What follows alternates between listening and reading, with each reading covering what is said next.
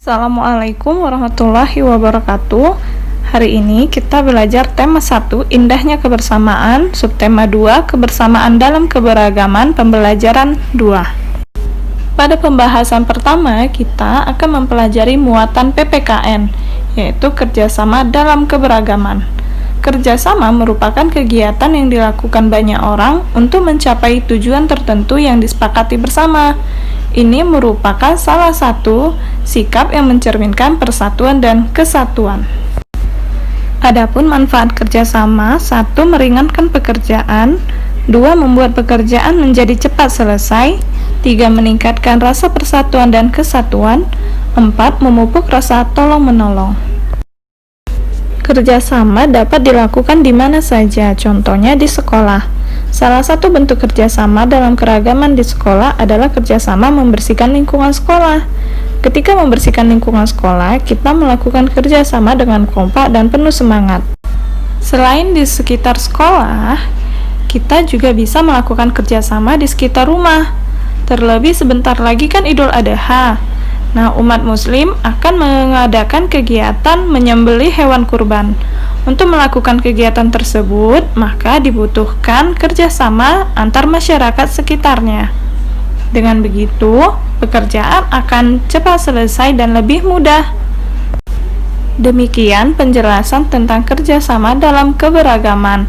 Semoga dapat dipahami dan dimengerti. Selanjutnya, kita masuk ke muatan matematika. Pada muatan matematika, kita akan belajar mengenal sudut dan mengukur besar sudut. Coba kalian perhatikan perbedaan bentuk atap kedua rumah tersebut. Perhatikan sudutnya ya. Kedua atap rumah tersebut memiliki sudut yang berbeda. Lalu, apakah sudut itu? Silahkan kalian perhatikan gambar sudut di samping. Sudut adalah dua garis lurus yang bertemu pada sebuah titik.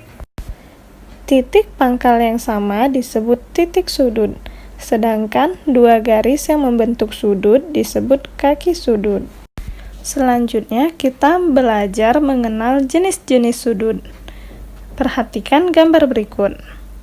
Pada gambar pertama adalah sudut lancip, di mana besar sudutnya kurang dari 90 derajat. Gambar kedua adalah sudut siku-siku, di mana besar sudutnya sama dengan 90 derajat. Dan gambar ketiga merupakan sudut tumpul, di mana besar sudutnya antara 90 derajat sampai 180 derajat.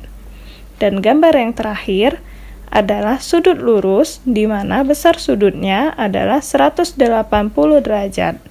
Apakah kalian sudah ingat? Lalu, bagaimana cara mengukur sudut menggunakan busur derajat?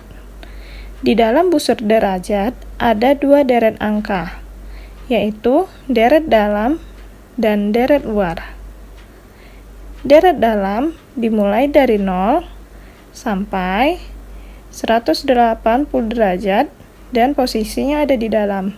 Sedangkan deret luar dimulai dari 0 sampai 180 derajat dan posisinya ada di luar.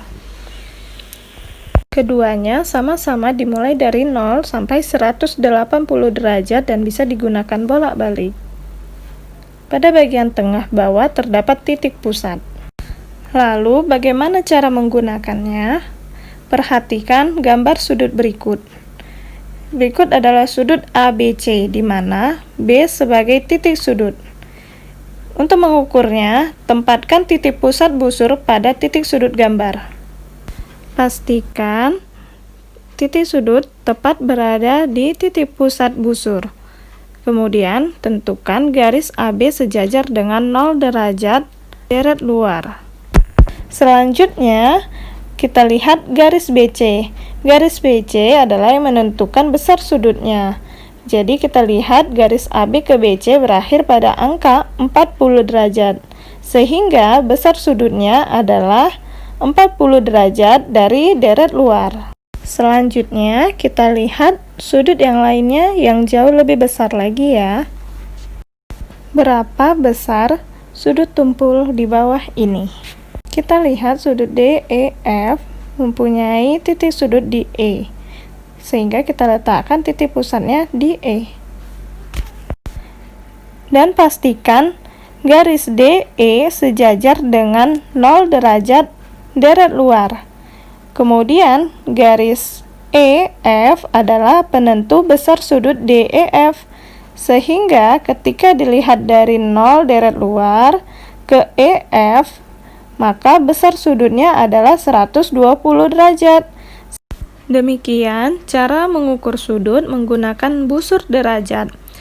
Semoga dapat dimengerti dan dapat dilakukan. Selanjutnya masuk ke muatan SBDP.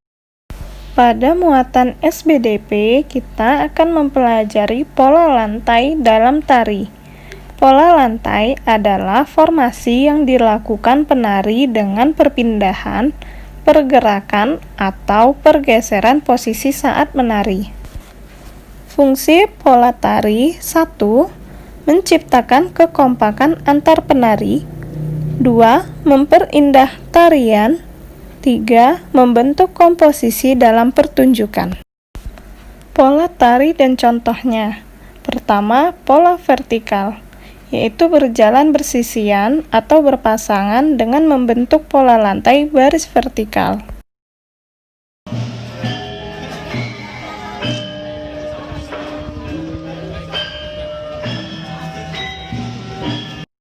Pola kedua, yaitu gerakan menyebar ke samping kanan dan kiri secara berseling.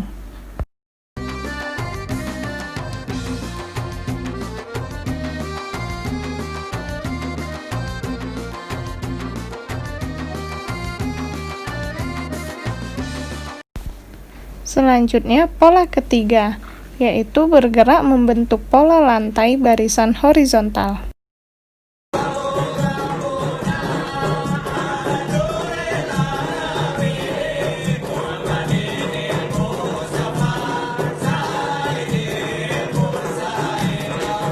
Kemudian pola keempat bergerak ke depan dan ke belakang membentuk pola baru.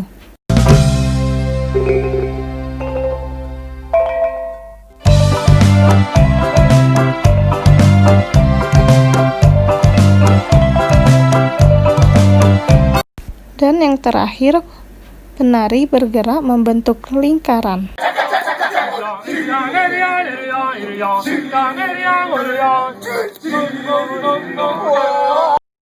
Tadi adalah beberapa contoh pola lantai dalam tari dan contoh tariannya. Semoga dapat dimengerti dan sampai ketemu lagi di pembelajaran berikutnya. Assalamualaikum warahmatullahi wabarakatuh. Thanks for watching. Jangan lupa klik subscribe dan tanda lonceng agar dapat informasi terbaru lainnya.